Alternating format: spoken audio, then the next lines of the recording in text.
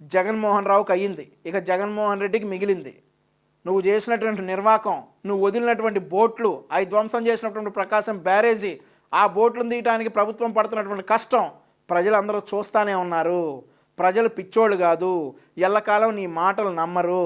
నిన్ను ఒకప్పుడు నమ్మారు, ఇప్పుడు నువ్వు నిజం చెప్పినా నమ్మే స్థితిలో ప్రజలు లేరని చెప్పేసి నువ్వు గ్రహించాలి. గ్రహిస్తే నిన్ను కనీసం మనిషిగా అన్నా గుర్తిస్తారు, లేదంటే ఒక వింత ఇంకేమనాలో ప్రజలు నిర్ణయిస్తారులే.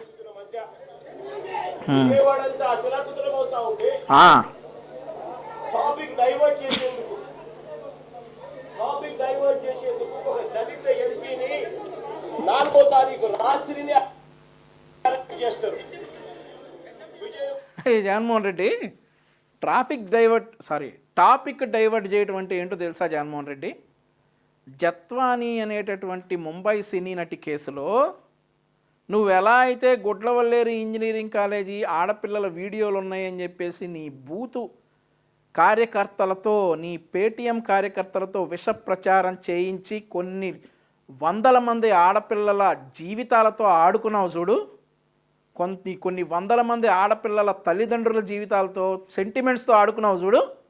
ఏమీ లేని విషయానికి 300 వీడియోలు ఉన్నాయి, అన్నున్నాయి ఇన్నున్నాయి అని చెప్పేసి జత్వానీ కేసులను సైడ్ ట్రాక్ చేయడానికి చేసిన దాన్ని టాపిక్ డైవర్ట్ చేయటం అంటారు జగన్మోహన్ రెడ్డి.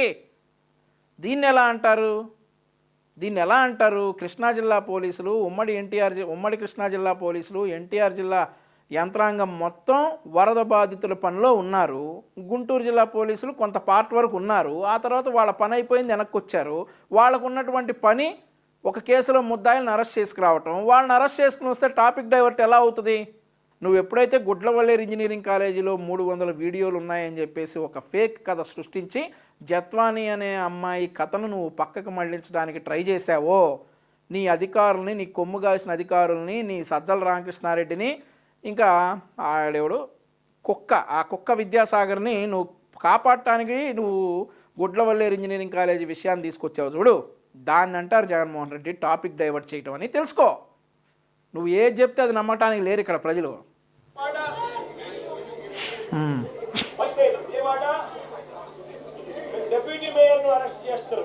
బాబు మాస్టరు, అరెస్ట్ చేసింది డిప్యూటీ మేయర్ని కాదు, డిప్యూటీ మేయర్ భర్తని. అతను కూడా పార్టీ కేంద్ర కార్యాలయం, తెలుగుదేశం పార్టీ కేంద్ర కార్యాలయం ధ్వంసంలో కీలక పాత్రధారి.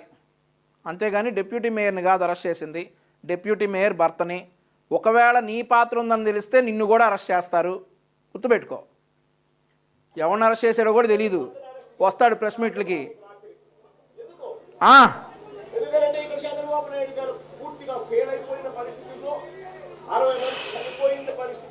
మిగిలిన 15 మంది నేను చంపడానికి సిద్ధంగా ఉన్నాడని ఇండికేషన్ ఇది.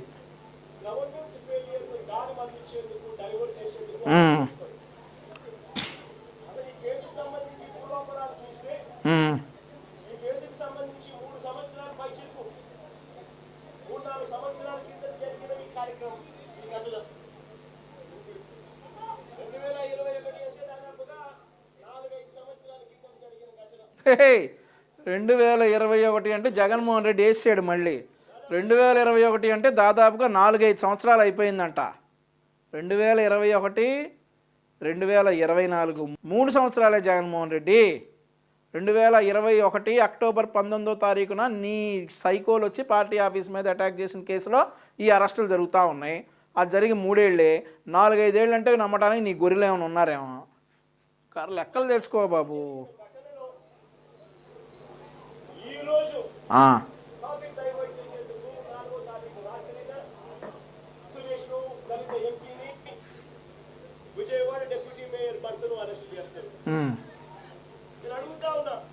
ఏమని?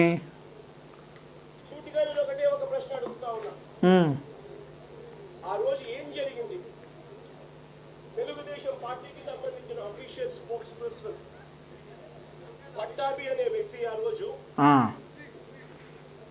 సిట్టింగ్ ముఖ్యమంత్రిగా ఉన్న అప్పట్లో సిట్టింగ్ ముఖ్యమంత్రిగా ఉన్న వ్యక్తిని ఓసిడీకి అని తిట్టాడు. ఓసిడీకి అంటే ఏమిటో తెలుసా? తెలుగుదేశం పార్టీ కార్యాలయంలో తెలుగుదేశం పార్టీ అధికార ప్రతినిధి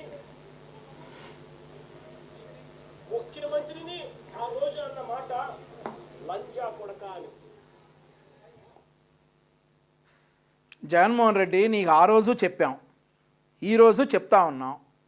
బోసడీకే అనే పదానికి నువ్వు చెప్పిన అర్థానికి నువ్వే ఇన్వెంట్ చేసి, నువ్వే కనిపెట్టి, ఆ పదానికి అర్థం ఇది అని నువ్వే కనిపెట్టి, అదే నువ్వు ప్రజల్లోకి నన్నా మాట అన్నారు, నన్నా మాట అన్నారు, నన్నా మాట అన్నారు అని అంటే మేమేం చేయలేం.